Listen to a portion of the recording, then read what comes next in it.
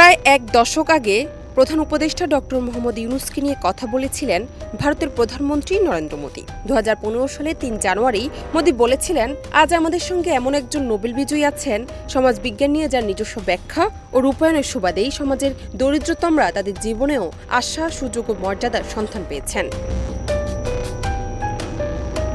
যে মঞ্চে দাঁড়িয়ে নরেন্দ্র মোদি কথাগুলো বলেছিলেন সেটা ছিল ভারতের ১০২তম বিজ্ঞান কংগ্রেসের উদ্বোধনী অনুষ্ঠান। মুম্বাইয়ের এই সম্মেলনে মোট ৫ জন নোবেল বিজয়ীকে আমন্ত্রণ জানানো হয়েছিল, যার মধ্যে ৪ জন বিজ্ঞানের বিভিন্ন শাখায় নোবেল পেয়েছিলেন আর ৫ম জন ছিলেন শান্তিতে ২০০৬ সালের নোবেল বিজয়ী ডক্টর মোহাম্মদ ইউনূস। প্রধানমন্ত্রী মোদির হাত থেকে সম্মাননা গ্রহণ করার পর ডক্টর ইউনূস বিজ্ঞান কংগ্রেসের প্রায় ২০,০০০ প্রতিনিধির সামনে প্ল্যানারি সেশনে ভাষণও দিয়েছিলেন। প্রথাগত অর্থে বিজ্ঞানী না হলেও ডক্টর মোহাম্মদ ইউনূসকে যে ভারতের বিজ্ঞান কংগ্রেসে আমন্ত্রণ জানানো হয়েছিল তা কিন্তু ছিল প্রধানমন্ত্রী কার্যালয়ের আগ্রহে।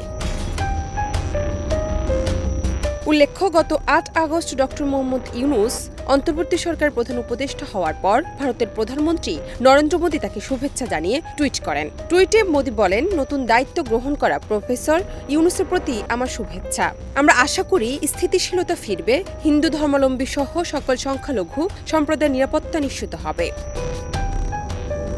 জান্নাত নিপু, দেশ রূপান্তর।